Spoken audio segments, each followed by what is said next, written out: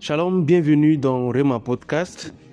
Je suis la résurrection et la vie. Celui qui croit en moi vivra, quand même il serait mort. Jean 11, 25.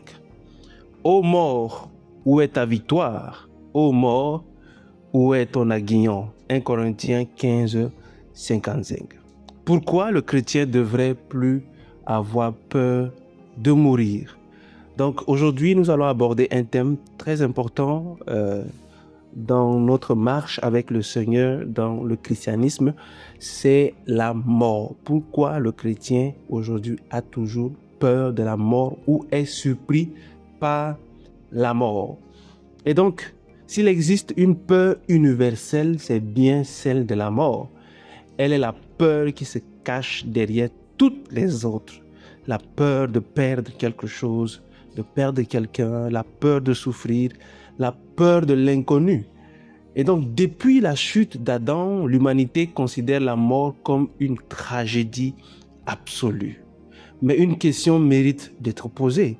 Et si Jésus avait complètement redéfini la mort? Le problème de beaucoup de chrétiens est qu'ils croient en la résurrection, mais vivent encore comme si la mort avait le dernier mot. Ils chantent la victoire de Christ le dimanche, mais tremblent dès que la mort est évoquée. Pourtant, le christianisme est la seule foi, je peux dire, dont le fondateur est mort.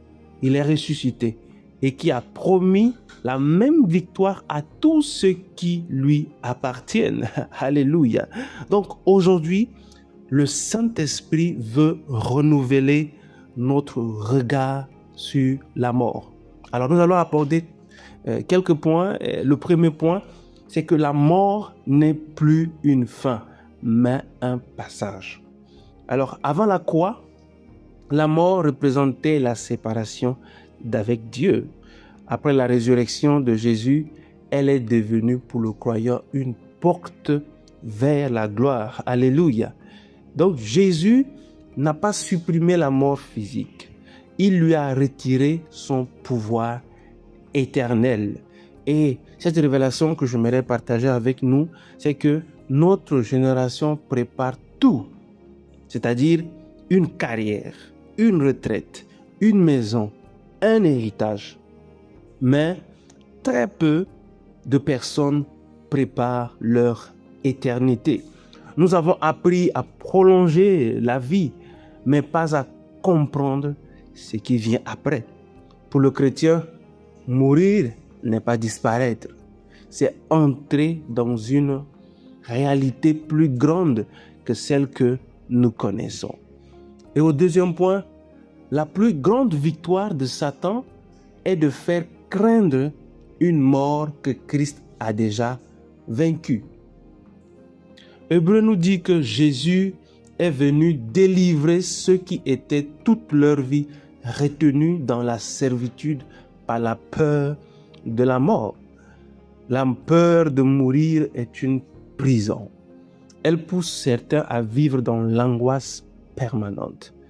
Et ce que j'aimerais partager avec nous, c'est aussi que beaucoup de croyants confessent Jésus comme sauveur, mais continuent encore de vivre comme si la mort était leur maître. Or, la mort n'est plus le maître du chrétien, c'est plutôt Jésus. La mort ne décide plus de notre destinée. Elle n'est plus qu'un passage sous l'autorité du roi des rois. Alléluia. Et le troisième point, ce n'est pas la mort qui est le plus grand drame, j'allais dire, oui, mais une vie sans Christ. Nous pleurons souvent devant un cercueil et aujourd'hui nous voyons les réactions de certaines personnes sur les réseaux sociaux. Certains s'exclament: pourquoi toi? On était ensemble, tu m'as promis que tu allais passer, on s'est échangé il y a 2 jours. Et nous sommes étonnés lorsque la mort frappe. Quelle est la vision? Quelle est la définition que nous devons avoir, nous, en tant que chrétiens, confessant Christ qui a vaincu la mort? Donc, la véritable tragédie n'est pas de mourir. La véritable tragédie est de vivre sans connaître celui qui est la vie. Et cette révélation que j'aimerais partager avec nous, c'est que notre société investit énormément pour retarder la mort physique, mais très peu s'interrogent sur leur destinée éternelle. Le chrétien ne cherche pas la mort, il aime la vie parce qu'elle est don qui vient de Dieu, mais il ne craint pas la mort parce qu'il connaît celui qui l'attend de l'autre côté. Alléluia, c'est ce sujet qui doit être de joie pour le chrétien. Et le quatrième point, la mort ne peut pas voler ce que Dieu a déjà sauvé. Rappelez-vous de ce que Jésus disait, personne ne les ravira de ma main. Dans le livre de Jean, il parle de ses brebis. Et donc, la mort peut toucher notre corps. Elle ne peut pas toucher notre héritage éternel. Elle peut fermer nos yeux sur la terre, mais elle les ouvre, j'allais dire, sur la gloire de Dieu.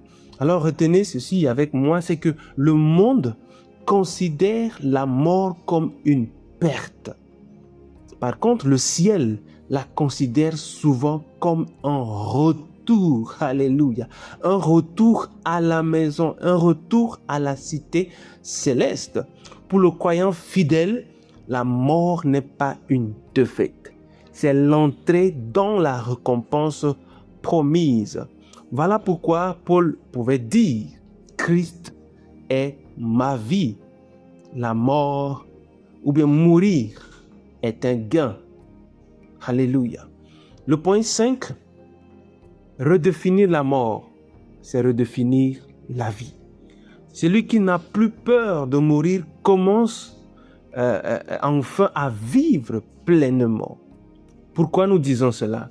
Parce qu'il cesse de laisser la peur diriger ses décisions. Alléluia. Et ce que j'aimerais partager avec nous, c'est cette question. Combien de personnes refusent d'obéir à Dieu par peur de perdre leur confort, leur réputation ou même leur vie? La Bible nous enseigne et les écrits nous enseignent que les premiers chrétiens ont bouleversé le monde parce qu'ils avaient déjà vaincu la peur de mourir. Donc, lorsqu'un homme sait que sa vie est cachée en Christ, il devient inarrêtable. Les martyrs n'étaient pas amoureux de la mort. Ils étaient passionnément amoureux de Jésus-Christ. Alléluia. Donc, le point 6, le chrétien n'attend pas la mort. Il attend plutôt Christ. Le chrétien n'attend pas la mort. Il attend plutôt Christ. Voici la grande différence. Notre espérance n'est pas la mort. Notre espérance est Jésus-Christ. Nous ne vivons pas dans l'attente d'un tombeau. Nous vivons dans l'attente d'une rencontre. Et la mort n'est qu'une étape. Christ est notre destination. Et par là, nous devons comprendre que le monde prépare la fin de la vie. Le chrétien prépare la rencontre avec son roi. Alléluia. Donc, chaque journée devrait être vécue avec cette question. Si Jésus revenait aujourd'hui, serais-je prêt à le rencontrer? Voilà la véritable préparation. Donc, en conclusion, nous pouvons dire que la mort n'a pas disparu, mais elle a changé de signification. Elle n'est plus un mur, elle est devenue une porte. Elle n'est plus une condamnation, elle est devenue un passage. Elle n'est plus une victoire de Satan. Elle est le rappel éclatant que Jésus est ressuscité. Et voilà pourquoi le chrétien ne vit pas dans la peur. Il vit dans l'espérance. Il vit dans l'espérance. Alléluia. Et j'aimerais que nous puissions faire cette prière pour dire, Père éternel, merci parce que la mort, merci parce que la résurrection de ton Fils Tu as brisé le pouvoir de la mort. Délivre-nous de toute peur qui nous empêche de te servir pleinement. Apprends-nous à vivre chaque jour avec des yeux tournés vers l'éternité. Que notre confiance repose en Jésus-Christ, qui est la résurrection et la vie. Donne-nous la grâce de vivre éternellement jusqu'au jour où nous te verrons face à face. Au nom de Jésus. Donc, rappelez cela, que le chrétien ne marche pas vers la mort. Il marche vers une rencontre. Car depuis le matin de Pâques, la mort n'est plus qu'une destination. Elle n'est qu'un passage vers la présence de celui qui est la vie. Alléluia. Merci à tous ceux qui nous ont suivis, tous ceux qui nous suivent chaque semaine dans Rema Podcast. Nous disons merci et que le Seigneur vous bénisse à travers ces mots. Recevez ces paroles et merci de partager autour de vous. Que le Seigneur vous bénisse. Excellente semaine à tous au nom de Jésus. Amen.